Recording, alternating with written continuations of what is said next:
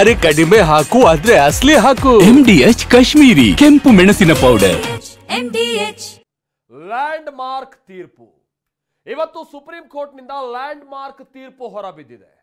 ಇಡೀ ದೇಶಕ್ಕೆ ಮತ್ತು ಇಡೀ ದೇಶದ ಎಲ್ಲ ಜೈಲುಗಳಿಗೂ ಅನ್ವಯ ಆಗುವಂತಹ ತೀರ್ಪನ್ನ ಸುಪ್ರೀಂ ಕೋರ್ಟ್ ಇವತ್ತು ಹೊರಡಿಸಿದೆ. ಹೌದು, ಜಾಮೀನು ಪಡೆದು ಬಹಳ ಬಿಂದಾಸ್ ಆಗಿದ್ದಂತಹ ದರ್ಶನ್ ಅಂಡ್ ಗ್ಯಾಂಗ್ ಮತ್ತೆ ಜೈಲು ಪಾಲಾಗಿದೆ. ದರ್ಶನ್ ಸ್ವತಃ ಮಾಡಿಕೊಂಡಂತ ಎಡವಟ್ಟುಗಳು, ಹೊರಬಿದ್ದಂತ ರಾಜಾತಿಥ್ಯದ ಫೋಟೋಗಳು ದರ್ಶನ್ ಗ್ಯಾಂಗ್ಗೆ ಮುಳುವಾಗಿದೆ. 7 ಆರೋಪಿಗಳು ಪರಪ್ಪನ ಅಗ್ರಹಾರ ಪಾಲಾಗಿದ್ದಾರೆ. ಇದ್ರೆ ನೆಮ್ಮದಿಯಾಗಿರಬೇಕು ಎಂದವನ ನೆಮ್ಮದಿನೇ ಹಾಳಾಗೋಗಿದೆ. ನ್ಯಾಯ ಸಿಕ್ಕೇ ಸಿಗುತ್ತೆ ಎಂದವಳ ವಿಶ್ವಾಸ ಛಿದ್ರವಾಗಿದೆ. ಡೆವಿಲ್ ಶೂಟಿಂಗ್ ನಲ್ಲಿ ಬಿಂದಾಸ್ ಆಗಿದ್ದ ಸುಬ್ಬಾ, ರೆಡ್ ಕಾರ್ಪೆಟ್ ನಲ್ಲಿ ಮಿಂಚ್ತಾ ಇದ್ದ ಸುಬ್ಬಿಗೆ ಇವತ್ತು ಬರಸಿಡಿಲು ಬಡಿದಿದೆ. ಕೊಲೆ ಆರೋಪದಲ್ಲಿ ಬೇಲ್ ಪಡೆದು ಬಿಂದಾಸ್ ಆಗಿದ್ದ ಡಿ ಪಟಾಲಂ ಪಂಕ್ಚರ್ ಆಗುವಂತ ತೀರ್ಪನ್ನ ಸುಪ್ರೀಂ ಕೋರ್ಟ್ ನೀಡಿದೆ. ಮತ್ತೆ ಸುಬ್ಬಾ ಸುಬ್ಬಿ ಜೈಲು ಪಾಲಾಗಿದ್ದಾರೆ.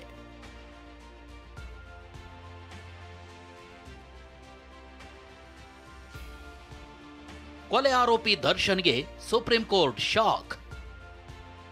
ದರ್ಶನ್ ಅಂಡ್ ಗ್ಯಾಂಗ್ ಜಾಮೀನು ರದ್ದುಗೊಳಿಸಿದ ಸುಪ್ರೀಂ. ಮತ್ತೆ ಜೈಲು ಸೇರಿದ ಸುಬ್ಬಾ ಸುಬ್ಬಿ ಮತ್ತು ಡಿ ಗ್ಯಾಂಗ್. ಥೈಲ್ಯಾಂಡ್ನಲ್ಲಿ ತಕಥೈ ಅಂತ ಕುಣಿದಿದ್ದ. ಕೋರ್ಟ್ಗೆ ಬಂದಾಗ ಸೊಂಟದ ಮೇಲೆ ಕೈ ಇಟ್ಕೊಂಡು ಬರ್ತಿದ್ದ. 4 ತಿಂಗಳು ಜೈಲಲ್ಲಿದ್ದು ಅಕ್ಟೋಬರ್ 30, 2024ರಂದು ಜೈಲಿನಿಂದ ಹೊರಬಂದಿದ್ದ. 9 ತಿಂಗಳಿಂದ ಮೆರೀತಾ ಇದ್ದ ಡೆವಿಲ್ಗೆ ಮತ್ತೆ ಜೈಲು ದರ್ಶನವಾಗಿದೆ.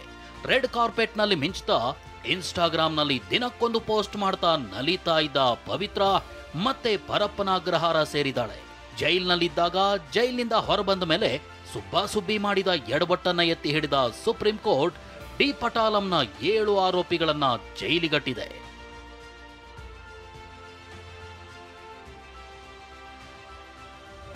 ಹೌದು, A1 Pavithra Gowda, A2 Darshan, A6 Jagadish, A7 Anukumar, A11 Nagaraj, A12 Lakshman, A14 ಪ್ರದೂಷ್ಗೆ ಮತ್ತೆ ಜೈಲೂಟವೇ ಗತಿಯಾಗಿದೆ.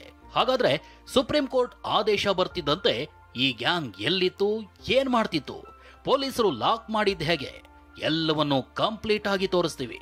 ಅದಕ್ಕೂ ಮುನ್ನ 7 ಆರೋಪಿಗಳ ಬೇಲ್ ರದ್ದಾಗಿದ್ಯಾಕೆ, ಸುಪ್ರೀಂ ಕೋರ್ಟ್ ಆದೇಶದಲ್ಲಿ ಏನಿದೆ, ಸುಪ್ರೀಂ ಕೋರ್ಟ್ ನೀಡಿದ ಕಾರಣಗಳೇನು, ಅದನ್ನೇ ಹೇಳ್ತೀವಿ ನೋಡಿ.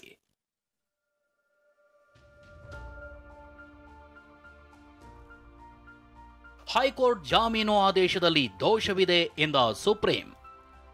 ಚಿತ್ರದುರ್ಗ ರೇಣುಕಾಸ್ವಾಮಿ ಕೊಲೆ ಕೇಸ್ನಲ್ಲಿ ದರ್ಶನ್ ಜಾಮೀನು ರದ್ದುಪಡಿಸುವಂತೆ ಸಲ್ಲಿಸಲಾಗಿದ್ದ ಮೇಲ್ಮನವಿ ಅರ್ಜಿ ವಿಚಾರಣೆ ನಡೆಸಿದ್ದ ಸುಪ್ರೀಂ ಕೋರ್ಟ್ ಇವತ್ತು ಮಹತ್ವದ ಆದೇಶ ನೀಡಿದೆ. ದರ್ಶನ್, ಪವಿತ್ರ ಗೌಡ ಸೇರಿ 7 ಆರೋಪಿಗಳ ಜಾಮೀನು ರದ್ದು ಮಾಡಿ ಲ್ಯಾಂಡ್ ಮಾರ್ಕ್ ತೀರ್ಪು ನೀಡಿದೆ. ಸುಪ್ರೀಂ ಕೋರ್ಟ್ ತನ್ನ ತೀರ್ಪಿನಲ್ಲಿ ದರ್ಶನ್ ಮಾಡಿದ ಎಡವಟ್ಟು, ಹೈಕೋರ್ಟ್ ತೀರ್ಪಿನ ಲೋಪವನ್ನ ಪ್ರಸ್ತಾಪಿಸಿ ಚಾಟಿ ಬೀಸಿದೆ. ನಮ್ಮ ಅಧಿಕಾರಿಗಳಿಗೆ ಆದೇಶ ಕೊಟ್ಟಿದ್ದಾರೆ, ತತ್ಕ್ಷಣದಿಂದ ಇವ್ರನ್ನ ವಶಕ್ಕೆ ತೆಗೆದುಕೊಳ್ಳಿ ಅಂತ. ನ್ಯಾಯಾಲಯದ ತೀರ್ಪಿನ ಪ್ರಕಾರ ನಾವು 4th ವಿತ್ ಇವ್ರನ್ನ ಕಸ್ಟಡಿಗೆ ತಗೋಬೇಕು. ಅದು ಅವರು ಸುಪ್ರೀಂ ಕೋರ್ಟ್ನ ಮೊರೆ ಹೋಗ್ಬೇಕಾಗ್ತದೆ. ಆ ಥರ ಏನೋ ಸಮಯ ಬೇಕು ಅಂತಂದ್ರೆ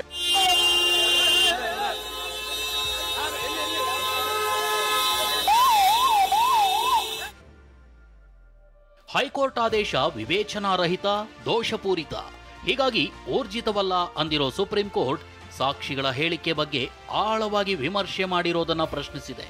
ಸಾಕ್ಷಿಗಳ ಮೌಲ್ಯಮಾಪನ ಸೆಷನ್ಸ್ ಕೋರ್ಟ್ಗೆ ಮಾತ್ರ ಅಧಿಕಾರವಿದೆ. ಜಾಮೀನು ನೀಡಿರೋದ್ರಿಂದ ಸಾಕ್ಷ್ಯ ವಿಚಾರಣೆ ಹಳಿ ತಪ್ಪಬಹುದು. ಜಾಮೀನು ನೀಡಿದ್ರೆ ನ್ಯಾಯದಾನಕ್ಕೆ ಬೆದರಿಕೆಯಾಗಬಹುದು.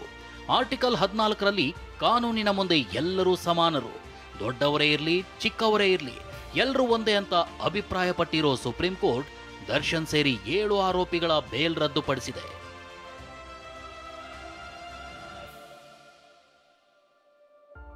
ಜೈಲಲ್ಲಿ ದಮ್ ಎಳೆದು ನೆಮ್ಮದಿ ಕಳ್ಕೊಂಡ ದಾಸ. ಹೈಕೋರ್ಟ್ ಆದೇಶದಲ್ಲಿ ಯಾಕೆ ಲೋಪವಿದೆ ಅನ್ನೋದನ್ನ ತನ್ನ ತೀರ್ಪಿನಲ್ಲಿ ವಿವರಿಸಿರೋ ಸುಪ್ರೀಂ ಕೋರ್ಟ್ ದರ್ಶನ್ಗೆ ಯಾಕೆ ಜಾಮೀನು ರದ್ದು ಮಾಡಿದ್ದೀವಿ ಅನ್ನೋದನ್ನ ಸ್ಪಷ್ಟವಾಗಿ ಉಲ್ಲೇಖಿಸಿದೆ. ಅದೇನು ಅಂದ್ರೆ, A2 ದರ್ಶನ್ ಜೈಲಿನಲ್ಲಿ ಸಾಮಾನ್ಯ ಕೈದಿ ಅಂತ ಇರಲಿಲ್ಲ. ಸೆಲೆಬ್ರಿಟಿ ಸ್ಟೇಟಸ್ ಅನ್ನ ಎಂಜಾಯ್ ಮಾಡಿದ್ದ. ಅಭಿಮಾನಿಗಳ ಸಮೂಹ, ರಾಜಕೀಯ ಪ್ರಭಾವ, ಹಣದ ಬಲ ಅವನ ಹಿಂದಿದ್ದು VIP ಟ್ರೀಟ್ಮೆಂಟ್ ಪಡ್ಕೊಂಡಿದ್ದಾನೆ. ದರ್ಶನ್ ಜೈಲಿನ ನಿಯಮಗಳನ್ನ ಉಲ್ಲಂಘಿಸಿದ್ದಾನೆ. ಇದು ಆತ ಜೈಲಿನಲ್ಲಿ ವ್ಯವಸ್ಥೆ ಮೀರಬಲ್ಲ ಅನ್ನೋದಕ್ಕೆ ಸಾಕ್ಷಿ. ಜೈಲಿನಲ್ಲೇ ಹೀಗೆ ಮಾಡಿದವನು ಸಾಕ್ಷಿಗಳ ಮೇಲೆ ಪ್ರಭಾವ ಬೀರಬಹುದಲ್ವಾ ಅಂತ ಸುಪ್ರೀಂ ಕೋರ್ಟ್ ಹೇಳಿದೆ. ಸಾಕ್ಷ್ಯನಾಶದ ಬೆದರಿಕೆ ಇದರಿಂದ ನೈಜವಾಗಿ ಕಾಣ್ತಿದೆ ಅಂದಿರೋ ಸುಪ್ರೀಂ ಡಿ ಪಟಾಲಂನ ಬೇಲ್ ಕ್ಯಾನ್ಸಲ್ ಮಾಡಿದೆ. ಸಮಾಜಕ್ಕೆ ಒಳ್ಳೆ ನ್ಯೂಸ್ ಕೊಟ್ಟಂಗಾಯಿತು ಸರ್. ಯಾಕಂದರೆ ಈ ದುಡ್ಡಿದ್ದವರು 6 ತಿಂಗಳ ಬೇಲ್ ತೊಗೊಂಡು ಇಮಿಡಿಯೇಟ್ ಆಗಿ ಆಚೆ ಬರ್ತಾರಂತ ಒಂದು ಮೆಸೇಜ್ ಏನಿತ್ತು, ರೂಮ್ರಸ್ ಏನಿತ್ತು, ಇವಾಗ ಸುಪ್ರೀಂ ಕೋರ್ಟು ಅದನ್ನು